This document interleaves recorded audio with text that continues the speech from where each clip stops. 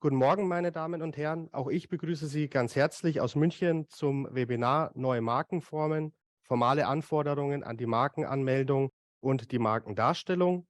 Wie Ricardo gesagt hat, ist dieses Webinar Teil des europäischen Kooperationsprojektes ECP 7 in Zusammenarbeit des EUIPO und den DPMA. Das Ziel dieser Reihe ist, die Umsetzung der neuen Markenrechtsrichtlinie zu unterstützen. Mein Name ist Thomas Huber und ich bin beim Deutschen Patent- und Markenamt in dem Referat tätig, das sich mit den formalen Anforderungen im Markenverfahren beschäftigt. Ich freue mich, Ihnen heute die ersten Erfahrungen mit den neuen Markenformen präsentieren zu dürfen. Der Vortrag selbst wird ungefähr 20 Minuten dauern. Im Anschluss daran haben Sie die Gelegenheit, Fragen zu stellen. Sie müssen aber nicht bis zum Ende der Präsentation warten. Sie können die Fragen auch schon währenddessen in das Fragen- und Antwort-Tool eingeben. Da sehen Sie in der unteren Zeile, in der deutschen Version müsste das F und A sein, wo Sie dann eben Ihre Fragen schon platzieren können.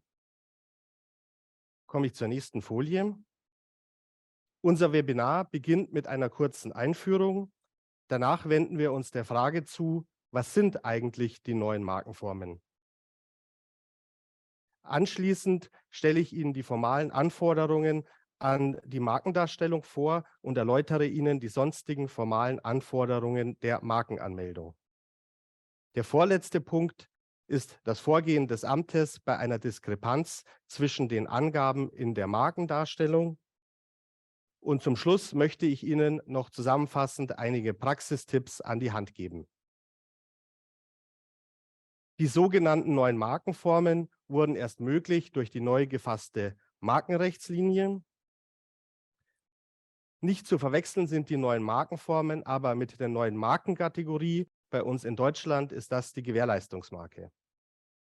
Die Umsetzung in Deutschland erfolgte durch das Markenrechtsmodernisierungsgesetz, kurz MAMOG.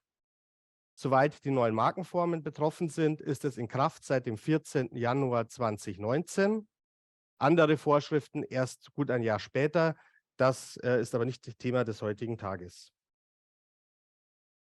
Das MAMOG hat insbesondere im Markengesetz und in der Markenverordnung erhebliche Änderungen bewirkt. Auf europäischer Ebene wurde flankierend das Konvergenzprogramm CP11 ins Leben gerufen, das den Titel trägt Gemeinsame Praxis zu den neuen Markenformen, Prüfung auf formale Anforderungen, unser heutiges Thema, und Schutzhindernisse. Das Ziel war von Anfang an, die Praxis in den Mitgliedstaaten möglichst zu harmonisieren. Das CP11 gilt für das EUIPO, für uns im DPMA seit dem 1. Juni 2021 und auch für alle anderen nationalen Ämter der EU-Mitgliedstaaten mit momentan nur noch einer Ausnahme, Griechenland. Wo können Sie weitere Informationen zu dem Thema finden? Zum einen auf unserer Website in der Rubrik Neue Markenformen unter dem hier angegebenen Link und zum anderen auf der Website des CP11. Den Link habe ich Ihnen ebenfalls hier eingeblendet.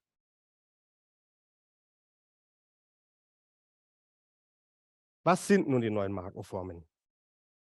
Bis zum MAMOG kannten die Markenverordnung die Wortmarke, die Wortbildmarke, die reine Bildmarke, die 3D-Marke, die Kennfadenmarke und die Farbmarke. Entfallen sind mit dem Inkrafttreten die Hörmarke und die sonstige Markenform.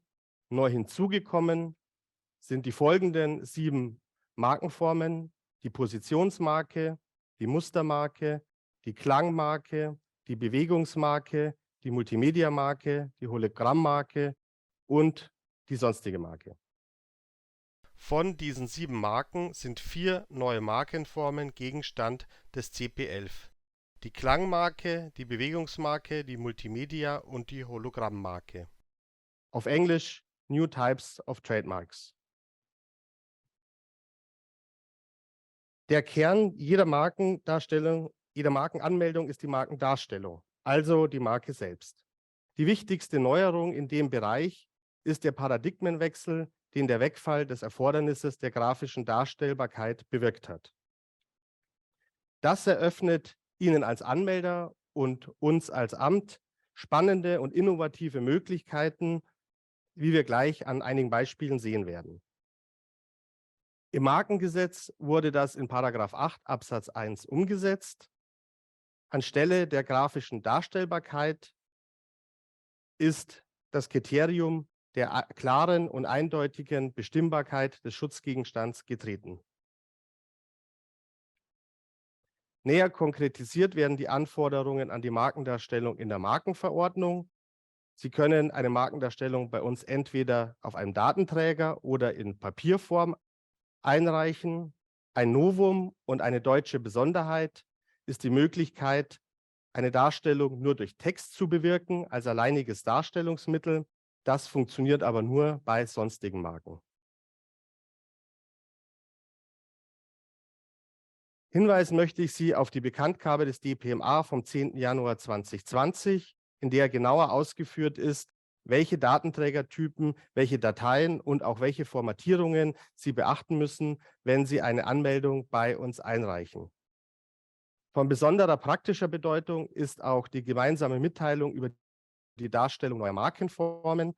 Hier finden Sie alle Formate, die von den verschiedenen nationalen Ämtern der EU akzeptiert werden. Die größte Neuerung der zulässigen Darstellungsmittel, wie Sie sicherlich die meisten von Ihnen bereits wissen, sind die neuen elektronischen Formate, und zwar insbesondere die MP3 und die MP4. Es sind auch neue elektronische Formate für herkömmliche Markenformen hinzugekommen. Nennen kann ich hier OBJ, STL und X3D als Beispiel. Und die allseits bekannte JPEG ist auch für weitere Markenformen jetzt zulässig geworden, sofern auch eine grafische Darstellung auf Papier möglich wäre. Angesprochen hatte ich schon die Besonderheit, eine Darstellung nur als Text zu bewirken. Gibt es mehrere Darstellungsmittel, und das ist für Sie wichtig als Praktiker zu wissen, hat der Anmelder die Wahl. Allerdings kann das die Folge haben, dass der Schutzgegenstand je nachdem abstrakter oder konkreter gefasst wird. Ein Beispiel ist, wenn Sie eine Klangmarke als MP3 einreichen oder in Notenschrift, kann das hierauf Auswirkungen haben. Ganz wichtig, die Markendarstellung ist nach Einreichung unveränderlich. Das heißt, Sie haben die Wahl nur einmal, und zwar dann, wenn Sie die Anmeldung einreichen. Hier sehen Sie jetzt im Überblick die Darstellungsmöglichkeiten und Anforderungen nach der Markenverordnung. Sie sehen, es sind selbstverständlich nicht alle Formate für alle Markenformen zugelassen. Die Intention hierbei war, dass die Anmelder von Anfang an zielführend auch im Sinne der materiellen Schutzfähigkeit in die richtige Richtung der Wahl gelenkt werden. Aus diesem Grund ist für die 3D-Marke das Format MP3 und MP4 nicht zugelassen. Allerdings die neuen elektronischen Formate OBJ, STL und X3D oder die herkömmlichen grafischen Darstellungsmittel auf Papier oder eingereicht als JPEG. Die gleichen Darstellungsmittel können wir uns auch bei der Positionsmarke vorstellen. Insbesondere die neuen elektronischen Formate könnten hilfreich sein, wenn man die Position einer Marke in einem dreidimensionalen Objekt an der Oberfläche oder auch innerhalb darstellen möchte. Bei der Mustermarke können Sie nur als JPEG oder auf Papier einreichen. Hervorzuheben die Klangmarke natürlich mit der neuen Möglichkeit, als MP3 einzureichen oder wie bisher als Notenschrift, als JPEG oder auf Papier. Für die Bewegungsmarke und die Hologrammmarke steht das neue Format MP4 zur Verfügung und für die Multimedia-Marke als einzig zugelassenes Mittel auch die MP4. An dieser Stelle möchte ich auch noch mal daran erinnern, dass Sie Fragen schon jetzt in das F&A-Tool eintragen können, die ich dann versuche am Ende zu beantworten. Jetzt zeige ich Ihnen einige Beispiele aus der Praxis des DPMA, und zwar für die 4 neuen Markenformen im Sinne des CP11.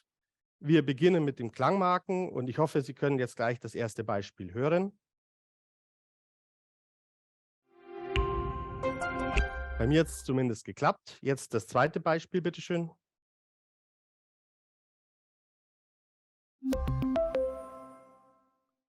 Das dritte Beispiel kann ich Ihnen jetzt nicht zu Gehör bringen und es nicht nur deshalb, weil ich schlichtweg nicht singen kann, aber selbst wenn ich das könnte, würden mir noch 2 Instrumente fehlen, die hier auch in der Notenzeile dargestellt sind. Als Praktiker muss ich sagen, wird der Schutzgegenstand wahrscheinlich der Notenschrift weiter sein als einer MP3 aus rechtlicher Sicht. Tatsächlich dürfte aber natürlich eine MP3 deutlich publikumswirksamer sein. Dann komme ich zu den Bewegungsmarken. Hier habe ich Ihnen ebenfalls 3 Beispiele mitgebracht, die ich Ihnen jetzt einfach mal zeigen möchte. Sie sehen, die Anmelder haben hier ganz unterschiedlich davon Gebrauch gemacht. In der Mitte kann man es kaum erkennen. Hier hat sich nur der Strich des Q bewegt, während bei den anderen Beispielen hier schon etwas mehr passiert. Auf dieser Folie habe ich Ihnen Beispiele für Multimedia-Marken mitgebracht. Hier würde ich auch bitten, die einfach der Reihe nach mal abzuspielen.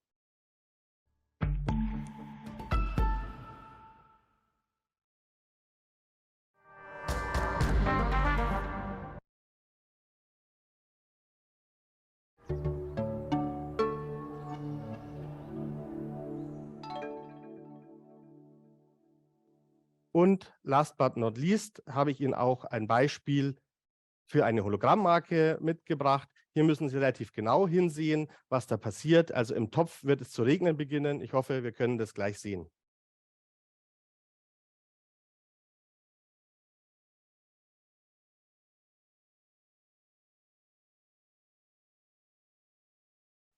In allen diesen Beispielen wurde also das MP4-Format verwendet. Im letzten nehme ich an, dass da jemand dieses Hologrammblatt tatsächlich gedreht hat. Aber ich denke, man kann sehen, dass hier die Darstellung für das Publikum absolut besser nachvollziehbar ist als bei einer rein grafischen Darstellung. Ich kann Sie hier nur ermutigen, von diesen neuen Möglichkeiten Gebrauch zu machen.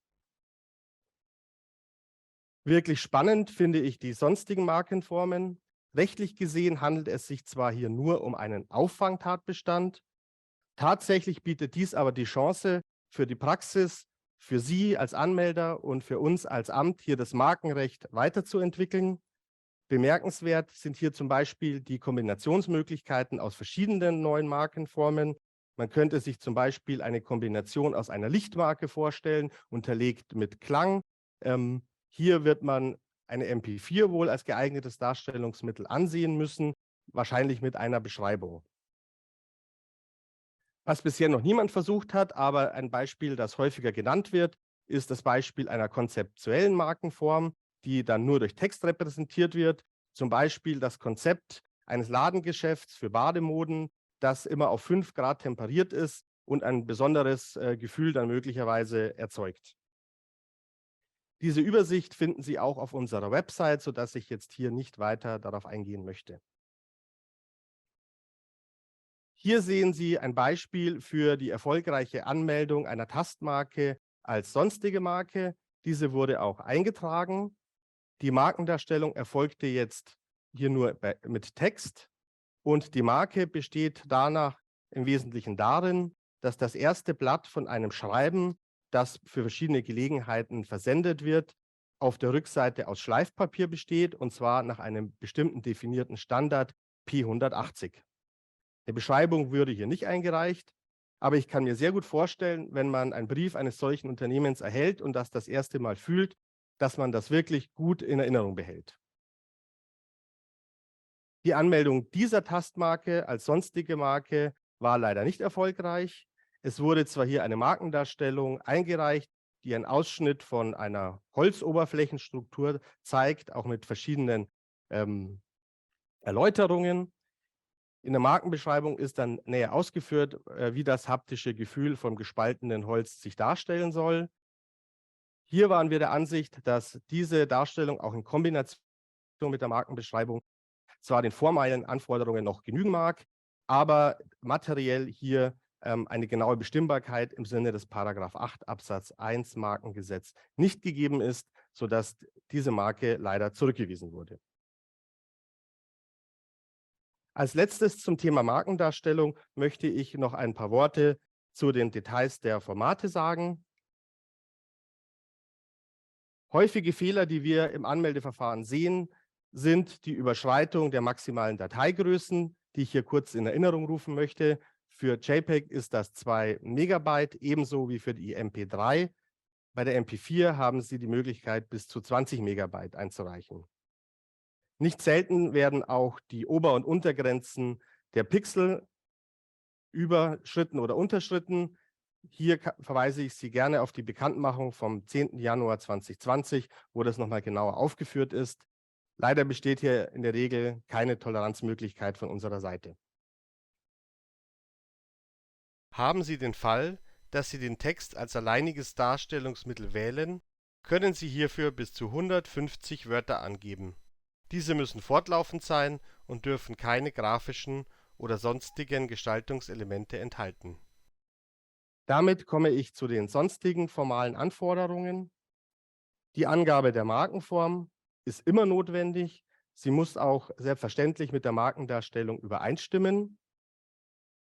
Wenn die Definition einer Markenform mit dem eingereichten Zeichen eindeutig im Sinne einer einzigen Eindeutigkeit übereinstimmt, wird es auch als diese Markenform eingestuft. Wenn ein Dateiformat für mehr als eine neue Markenform zulässig ist, das heißt, Sie haben die Wahl, dann wird erstmal grundsätzlich von Amtsseite die von Ihnen gewählte Markenform auch akzeptiert. Aber Achtung, je nachdem, welche Markenform Sie wählen, können Sie durchaus auch Einfluss auf den Schutzumfang nehmen. Hier darf ich nochmal auf das Beispiel mit der Klangmarke verweisen, je nachdem, ob Sie es in Notenschrift einreichen oder tatsächlich, man kann sich hier ja ein ganzes Orchester im Zweifelsfall vorstellen, das spielt. Die Einreichung einer Markenbeschreibung dagegen ist fakultativ. Sie kann auch im Einzelfall mal zwingend sein, und zwar dann, wenn der Schutzgegenstand erst dadurch bestimmbar wird. Auch die Markenbeschreibung muss mit der Markendarstellung übereinstimmen. Möglich sind auch hier bis zu 150 Wörter in einem fortlaufenden Text. Grafische und sonstige Gestaltungselemente dürfen allerdings nicht enthalten sein. In der letzten Zeile habe ich kurz aufgenommen, dass wir beim DPMA keine Angaben von Wortelementen in einer Nichtwortmarke bei der Anmeldung kennen. Sollten solche für Recherchezwecke erforderlich sein, werden die von unserer Seite von Amts wegen vergeben.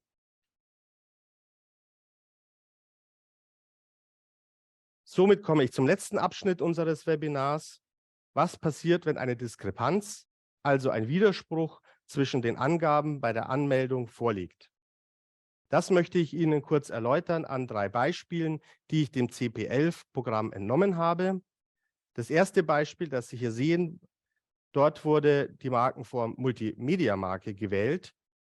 Die Beispiele sind jetzt nicht eingebettet, sodass ich Ihnen kurz erzähle. Sie würden jetzt hier einen Hund sehen, der sich bewegt. Allerdings ist kein Ton dabei.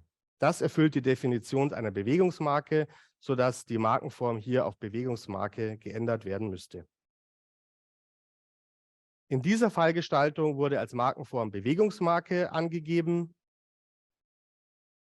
Zu sehen ist eine Kuh, die sich bewegt. Hier haben wir also eine Einstimmung, aber die Markenbeschreibung lautet Hundebellen. Hier müsste die Markenbeschreibung, die damit nicht übereinstimmt, entweder angepasst werden oder weggelassen werden. Dann zur letzten Fallgestaltung, die ich Ihnen zeigen möchte. Hier wurde die Markenform Multimedia-Marke ausgewählt. Zu sehen ist auch in der MP4 ein Pfeil, der sich bewegt. Allerdings ist auch hier kein Ton zu hören. In der Markenbeschreibung ist aber passend hierzu die Bewegung eines grauen Pfeils näher beschrieben. Auch hier müsste dann die Markenform in Bewegungsmarke geändert werden. Wie gehen nun wir als Amt vor, wenn so eine Diskrepanz vorliegt? Grundsätzlich, wie bei allen formellen Fehlern, erfolgt eine Klärung, in der Regel durch einen formellen Beanstandungsbescheid. Sie können auch jederzeit gerne mit dem Prüfer und Prüferinnen direkt versuchen, eine Klärung zu erfolgen. Im Zweifelsfall kann das gerade hier bei den neuen Markenformen die Klärung deutlich beschleunigen und unnötigen Schriftwechsel vermeiden. Wir haben gehört, eine Markenform muss immer angepasst werden, weil es sich um eine Pflichtangabe handelt. Die Markenbeschreibung kann angepasst werden oder je nach Fallgestaltung auch mal weggelassen werden. Besteht allerdings ein Auslegungsbedarf, das heißt, der Schutzgegenstand ist bei Anmeldung noch nicht hinreichend bestimmt und die Bestimmbarkeit wird erst im Rahmen der Klärung hergestellt, müssen wir leider den Anmeldetag auf diesen Zeitpunkt verschieben. Kann keine Klärung erfolgen, dann wird die Anmeldung aus formellen Gründen zurückgewiesen. Grundsätzlich führen wir so eine Klärung sehr wohlwollend für den Anmelder durch. Die absolute Grenze ist aber die unzulässige Erweiterung. Kommen wir nun, wie angekündigt, zusammenfassend zu den Praxistipps am Ende. Ich möchte Sie wirklich ermutigen, nutzen Sie die neuen Markenformen für einen modernen und attraktiven Markenauftritt. Ermöglicht wird das durch den Wegfall der grafischen Darstellbarkeit. Nutzen Sie die neuen elektronischen Formate, vor allem MP3 und MP4. Bedenken Sie, dass die Markendarstellung nach der Anmeldung nicht mehr änderbar ist. Die Wahl der Markenform ist nicht nur ein Kreuzchen im Formular. Sie können im Zweifelsfall auch den Schutzgegenstand mitbestimmen. Sollte ein Widerspruch zwischen den Angaben gegeben sein, ist das kein Drama. Sie sollten das aber vermeiden, weil im Zweifelsfall kostet Sie das den Anmeldetag. Und vielleicht am wichtigsten, sprechen Sie nicht über uns, sondern mit uns. An dieser Stelle würde ich angesichts der Zeit die Fragerunde gerne schließen. Ich denke, Sie können die E-Mail-Adresse sehen. Wenn auch im Nachgang noch andere Fragen aufkommen, bin ich sehr gerne bereit, Ihnen die zu beantworten. Ich darf mich also an dieser Stelle ganz herzlich für Ihre Aufmerksamkeit bedanken. Many thanks also to my colleagues from the EU IPO for the excellent cooperation and preparation for this webinar.